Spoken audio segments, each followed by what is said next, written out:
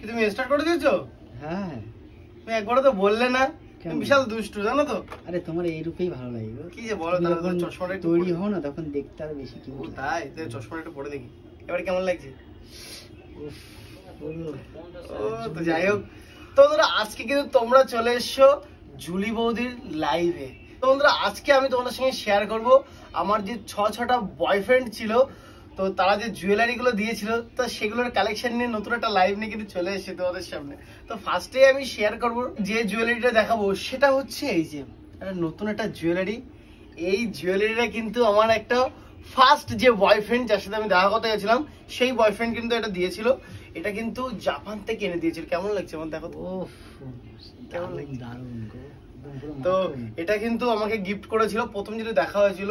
তো এটা কিন্তু হেভি, কাজটা দেখতে পাচ্ছ পুরো কাজেতে, দেখো কাজ দেখো হেভি সুন্দর না। তো চলো ফার্স্ট এটা তো হলো, ঠিক আছে। এটা হচ্ছে এই যে পুরো হোয়াইটের মধ্যে এই জুয়েলারিটা কেমন লাগছে?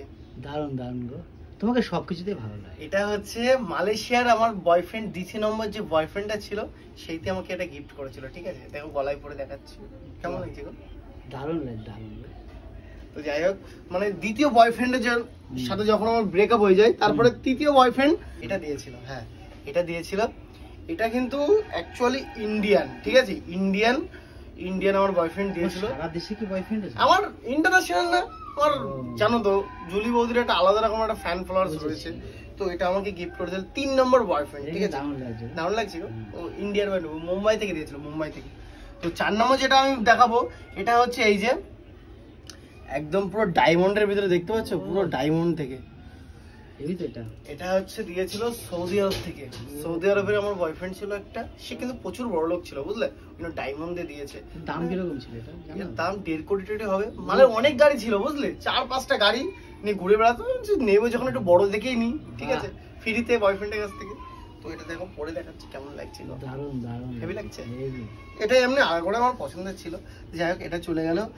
তো নেক্সট আরটা চলে আসি এই যে, এটা কিন্তু পুরোটাই অ্যান্টিক জুয়েলারি, ঠিক আছে। এইটা আর কি বলবো, এই জুয়েলারিটা দিয়েছিল মানে লোকাল থেকে, আর নাম বললাম না, ঠিক আছে। এটা লোকালে, বুঝতে পারছো তোমরা দেখে। দেখো হেভি সুন্দর না? নেশা জেগে যাচ্ছে তোমাকে দেখে। ও আরে বলো না, আমার বয়ফ্রেন্ডে কিন্তু কমতি নেই, ঠিক আছে। আরেকটা তোমাদেরকে দেখাচ্ছি। আর এটা দিয়েছিল আমার নিজেই, আমি কিনেছিলাম বুঝলে, মেলা থেকে কিনেছিলাম, 100 টাকা নিয়েছিল। এটা চিক এই দেখো, নিজের টাকাতে দাও, বয়ফ্রেন্ডের যদি কাছ থেকে নিতাম তাহলে আবার বড় জিনিস নিতাম, ঠিক আছে। নিজে কিনেছি ওই জন্য সস্তায়। আর একটা যে তোমাদেরকে দেখাবো, এটা হচ্ছে, এটা দিয়েছে কে জানো? বলো বলো। আমার স্বামী, পেছনে যে ক্যামেরায় আছে সেই স্বামী দিয়েছে, ঠিক আছে।